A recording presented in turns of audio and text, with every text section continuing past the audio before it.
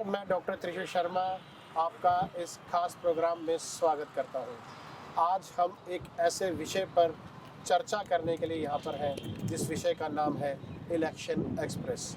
अब ये election express शब्द सुनते ही आपके दिमाग में आया होगा कि हम उत्तर प्रदेश, पंजाब, मणिपुर और उत्तराखंड जैसे राज्यों के चुनाव की बात कर रहे हैं। जी नहीं, हम इन चुनावी कार्यक्रम की बात करने यहाँ पर आपके समक्ष उपस्थित नहीं हुए हैं। आज हमारे बीच उपस्थित हैं डॉक्टर फकीर मोहन नाहक, जिनको लगभग 20 साल पत्रकारिता का अनुभव है। इन्होंने लगभग 20 साल टेलीविज़न पत्रकारिता में गुजारे हैं। इन्होंने अपना अधिकतर समय जो है वो ईटीवी के साथ गुजारा है। और आज इस इलेक्शन एक्सप्रेस की जो हम बात करने वाले हैं, उसमें जो इलेक्शन एक्सप्रेस बस, कार के थ्रू जो लाइव इलेक्शन कवरेज होती थी, उसका कंसेप्ट जब शुरू किया गया था 2004 में ईटीवी के द्वारा शुरू किया गया था भारत में, और उस टीम के साथ डॉक्टर फकीर मोहन जुड़े हुए थे। जी हाँ, मुझे ये बताते हुए बहुत प्रसन्नता हो रही है कि आज फकीर मोहन साहब हमारे साथ चंडीगढ़ विश्वविद्यालय के साथ जुड़े हुए हैं, हमारे मीडिया संस्थान के साथ जुड़े हुए हैं। तो फकीर मोहन जी, आपका स्वागत है हमारे इस कार्यक्रम में। और हम चाहते हैं कि इस चर्चा के माध्यम से जो मीडिया के स्टूडेंट्स हैं हमारे चंडीगढ़ यूनिवर्सिटी के, और भारत में अनेकों जो मीडिया की यूनिवर्सिटीज़ हैं, संस्थान हैं, उनके छात्र छात्राओं को इस बारे में, इस विषय में जानकारी मिल सके, वो जान सकें कि जो कंसेप्ट है इलेक्शन एक्सप्रेस का, ये कैसे आया। ये कंसेप्ट जो है इलेक्शन एक्सप्रेस का भारत में कब और कहाँ से शुरू हुआ, और इसका जो थोड़ा एग्जाम्पल और कोरिलेशन है वो CNN के साथ, BBC के साथ भी जोड़कर हमारे इन छात्र छात्राओं को समझाइए, ताकि वो इस कंसेप्ट को कभी भूलने ना पाए। जी फकीर साहब, ओवर टू यू। हम चलते हैं, थोड़ा बात करेंगे। धन्यवाद प्रोफेसर त्रिशु जी। मैं आपको ये बताना चाहूँगा कि 2004 में जब जनरल इलेक्शन के लिए तैयारी चल रही थी, तब हम ईटीवी न्यूज़ डेस्क में काम कर रहे थे। उस दौरान हमारे पास एक बड़ा चैलेंज था कि उस वक्त आंध्र प्रदेश, उड़ीसा जैसे स्टेट के साथ साथ पूरे देश में पार्लियामेंट्री इलेक्शन की तैयारी चल रही थी। उस वक्त हमारे मन में ये चल रहा था कि पूरे स्टेट को हम कैसे कवर करें। पूरे स्टेट को कवर करना एक छोटी बात नहीं है। खास करके मैं उड़ीसा का एग्जांपल दे रहा हूँ। वहाँ पे 147 जो असेंबली कॉन्स्टिट्यूएंसी है, हर कॉन्स्टिट्यूएंसी और 30 जिले हैं, लगभग 14,000 किलोमीटर। इतना लंबा जो रास्ता है और इतनी बड़ी स्टेट, वहीं पे इतने सारे कॉन्स्टिट्यूएंसीज, उसको कवर करने के लिए एक बड़ा चैलेंज था। इससे पहले मैं आपको ये बताना चाहूँ कि जब लोग इलेक्शन की बात करते हैं, या तो अखबार में कोई खबर आ जाती है, उसे हम उसके बारे में डिस्कशन कर लेते हैं, या वहीं से खबर ले लेते हैं, या रेडियो से कुछ सुन लेते हैं, या जब इलेक्शन की रिजल्ट आती है तभी हम उसके बारे में बात करते हैं। वरना इलेक्शन ग्रास रूट लेवल पे, ग्राउंड पे कैसे काम हो रहा है, उसके ऊपर कभी किसी ने सोचा नहीं। उस दौरान हमने ये प्लान किया कि क्यों ना एक ट्रैवलर की तरह, जो भ्रमण कहानी, मतलब हम आगे जाते रहें सैलानी की तरह, एक डिस्ट्रिक्ट से दूसरे डिस्ट्रिक्ट, दूसरे डिस्ट्रिक्ट से तीसरे डिस्ट्रिक्ट, ऐसे करके पूरा स्टेट कवर किया जाए। और उस दौरान उसी में आप पूरे वहीं के जो राजनीतिक माहौल है, जो चुनाव को लेके जो माहौल है, उस सबको कैसे आप लोगों तक पहुंचाओगे अपने टेलीविज़न के जरिए, वो था कंसेप्ट। जैसे कि आपने बताया कि ईटीवी के माध्यम से आपने ये कंसेप्ट स्टार्ट किया, और आपने एक जिले से दूसरे जिले में भ्रमण किया, लोगों से बात करने के लिए, कुछ नया जानने के लिए, कुछ नया समझने के लिए, राजनीतिक वातावरण को समझने के लिए। तो इसको अप्लाई करते हुए कुछ तकनीकी खामियां भी रही होंगी, कुछ तकनीकी प्रॉब्लम्स भी रही होंगी। तो क्या, किस तरीके से आपने इसको सफलतापूर्वक अंजाम दिया और एक ये भारत में पहला माइलस्टोन बन गया? जी, मैं आपको बोल रहा हूँ, क्योंकि इनिशियली जब हम मीडिया में काम कर रहे थे पत्रकार की तरह, तब बात अलग थी।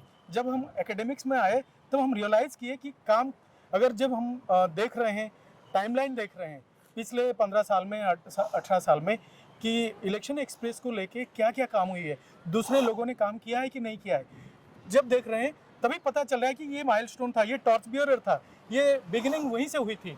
क्योंकि 2004 अप्रैल में हम लोगों ने इलेक्शन एक्सप्रेस चलाया, 2 टाटा सुमो जैसे गाड़ी को, उसको कस्टमाइज़ किया, उसको डिज़ाइन किया, और इलेक्शन एक्सप्रेस की तरह उसके स्टिकरिंग किया। पूरा करने के बाद उसको मूव करवाया। हमारे उस वक्त की जो एक सीनियर रिपोर्टर थे, शिशिर भट्ट मिश्र करके, उन्होंने पूरा स्टेट को कवर किया। उनके साथ 2 कैमरामैन थे, टेक्नीशियंस था, लेकिन सर आप एक बात सोचिए, आज आपके पास मोबाइल फ़ोन है जिसमें डाटा है, आप आराम से लाइव कर सकते हो, वीडियो कॉल कर सकते हो। लेकिन 2004 की बात जब हम कर रहे हैं, तब डाटा ट्रांसफ़र करना सबसे बड़ी चैलेंज थी। तो जब हम मूव कर रहे हैं उस दौरान एक जगह पे शूटिंग हो गया, वो कैसेट को इमीडिएटली या तो नियरेस्ट 2MB सेंटर जो है वहाँ पे भेजो, वहाँ पे एनकोडिंग करो, उस वीडियो को आप ब्रॉडकास्टिंग सेंटर में भेजो। नहीं तो किसी बस में वो कैसेट को ड्राइवर के हाथ एक जगह पे भेजो मैसेंजर की तरह, और वहाँ से कैसेट कलेक्ट करो, उसको डिकोडिंग करो, और फिर आप उसके ऊपर प्रोग्राम बनाओ और शाम को वो टेलीकास्ट करो। ये था दौर। और उसी साल 2004 के नवंबर में जब प्रेसिडेंशियल इलेक्शन हुआ CNN USA में, उस दौरान CNN ने इसको एक्सपेरिमेंट की तरह लिया। वो बड़ी कंपनी है, बहुत बड़ा ब्रॉडकास्टर है और दुनिया के ओल्डेस्ट ब्रॉडकास्टर माने जाते हैं वो लोग। तो उन लोगों ने क्या किया, CNN ने अपना इलेक्शन एक्सप्रेस लॉन्च किया, एक शानदार बस को लेके, व्हाइट हाउस से लेके USA के अलग अलग सिटी में वो बस घूमता रहा और वो इलेक्शन कवर करता गया। और उन्होंने अभी तक वो ट्रेंड जारी रखा है। अगले जो हर इलेक्शन में उन्होंने प्रेसिडेंशियल इलेक्शन में उसे यूज किया। जब हम हिंदुस्तान की बात कर रहे हैं, उसके आगे जब ETV ओडिया ने इसको सक्सेसफुली इम्प्लीमेंट किया, उसके बाद जो ETV के नेटवर्क में लगभग 12 चैनल थे, उन लोगों ने अपने अपने स्टेट इलेक्शन में रीजनल चैनल्स थे, उन लोगों ने उसको इम्प्लीमेंट किया, उन लोगों ने कॉपी किया वही कंसेप्ट को। और ETV ओडिया की जो टेक्निकल टीम थी, उस टीम वो नीलांबर रथ थे, वहाँ के जो न्यूज़ कोऑर्डिनेटर थे, वो लीड कर रहे थे टीम को। उन्होंने दूसरों को वो टेक्निकल सपोर्ट मुहैया करवाया और उन लोगों ने मिलके दूसरे स्टेट में भी उसे सक्सेसफुली इम्प्लीमेंट किया। और बाद में दूसरे चैनल्स उसके लिए इसको दूसरे चैनल्स ने इसको फॉलो किया। और आज जैसा कि हम देखते हैं कि मोटरसाइकिल पर पत्रकार, कार में सरकार, इस तरह के कार्यक्रम हम अलग अलग टीवी चैनल्स पर देखते रहते हैं। कंसेप्ट है कि घूम फिर के जनता के बीच में बैठिए, जैसे चाय पे चौपाल, इस तरीके से कार्यक्रम होते रहते हैं, जिससे बेसिक पर्पस होता है कि जनता का मूड जान सके, जनता की नब्ज को जान सके। तो आपने बताया कि डाटा ट्रांसफर करना एक बहुत मुश्किल काम हुआ करता था। उस वक्त सबसे मुश्किल जो था डाटा ट्रांसफर करना ही होता था।